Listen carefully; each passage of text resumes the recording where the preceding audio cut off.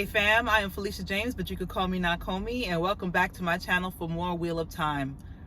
This is another episode of Light Takes the Wheel, so I welcome you back to my car. So recently I mentioned that I was waiting for Fires of Heaven to come in the mail.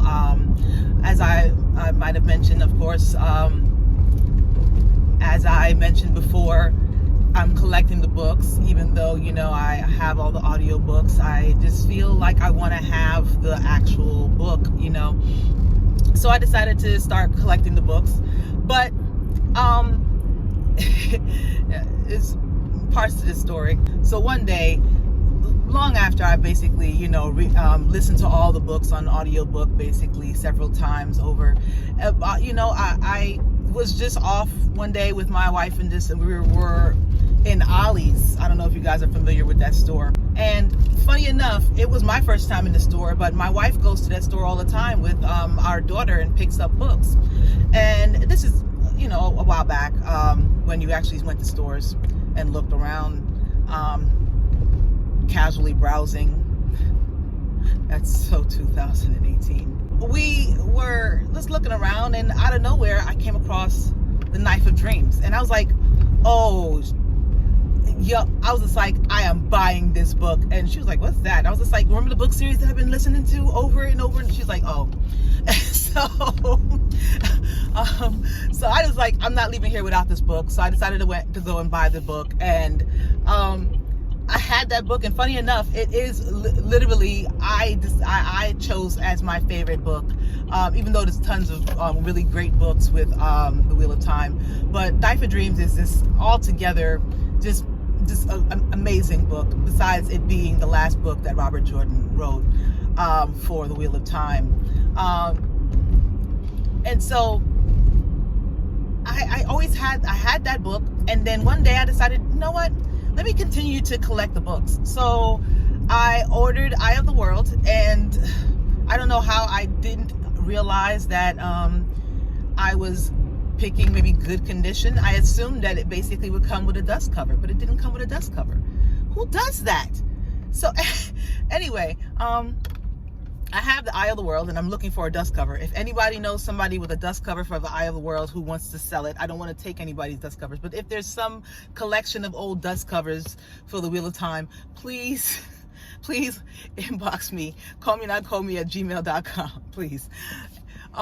Anyway, so I have Eye of the World, and then I just started collecting, you know, the books over the past year or so, you know, and I just got Fires of Heaven, and I also bought the compilation. Definitely useful when, you know, when you're doing research, you know, for different topics or whatever. Please guys, make sure you visit my channel, or you visit my YouTube channel. I have talked about different shows and podcasts that I've been on, so please go out and visit those shows and subscribe to them also. You know, I was, you know, on the Dusty Wheel, I was on Malkier Talks, I was on the road to Tar Valon, I was on the Leaf Cast.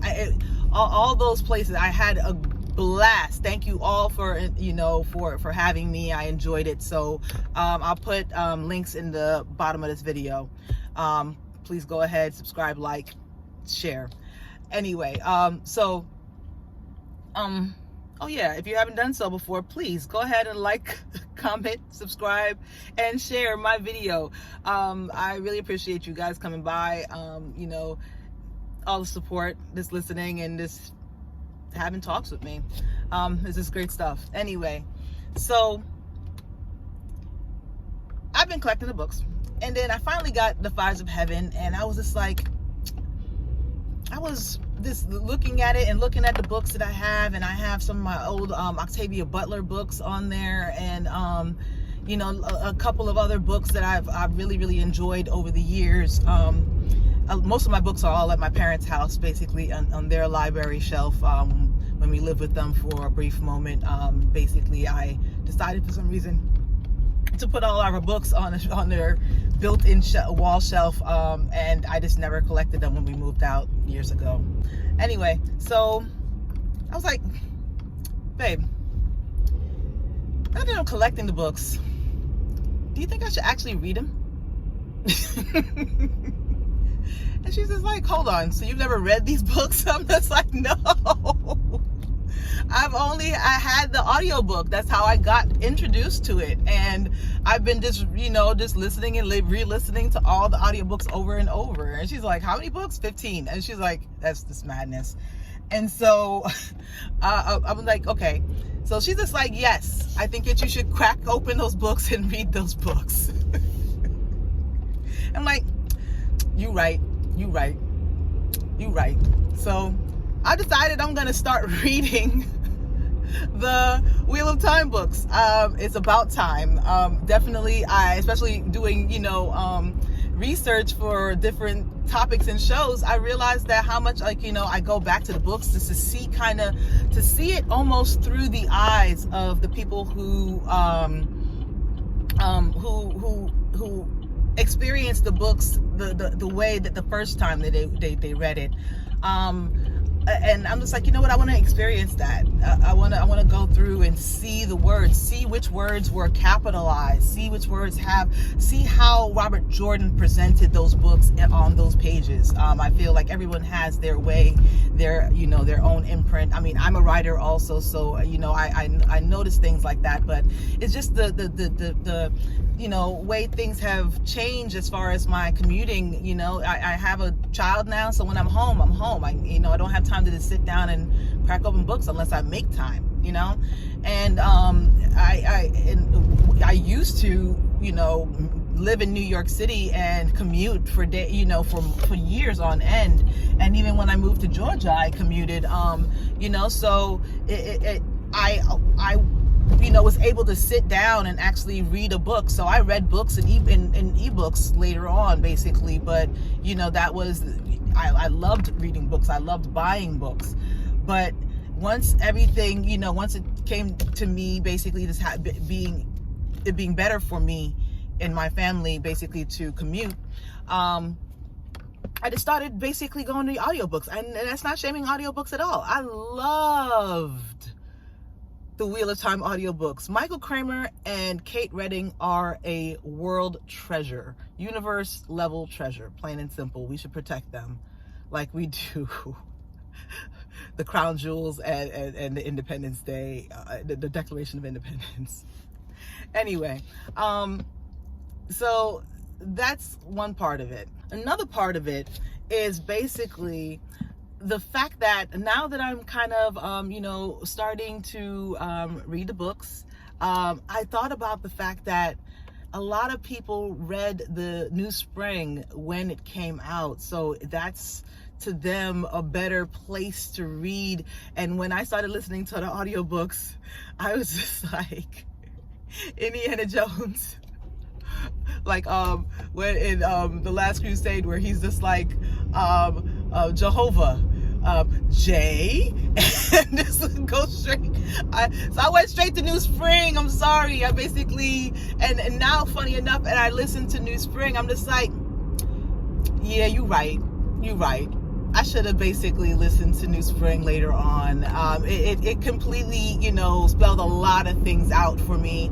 Even though I will say that it was written as though we wasn't supposed to know that Rand was the Dragon Reborn. But we knew Rand was the Dragon Reborn. It's almost like the worst kept secret in literature.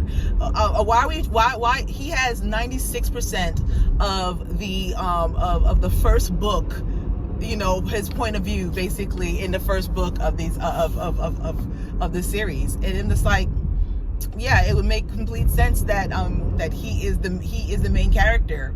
We were supposed to climb inside of his head, and we climbed inside of Perrin's head, and we got to climb inside of Nynaeve's head, and so it anyway, tangent. So I'm gonna basically be rereading the books and getting New Spring so that I could read the books. I believe people say that after 7 is the right time. After book 7 is the right time to need to read New Spring, or after 6. Either way, I'm just going to basically, save it for later. Maybe I'll decide how much I think of a spoiler New Spring is when I basically get there. We'll see. Anyway, guys, Thanks for joining me with Light Take the Wheel. Please find me on Instagram and at Discord at Call Me Not Call Me. Please find me on Twitter at Call Me Not Call Me 1. Again, you can email me at callmenotcallme@gmail.com.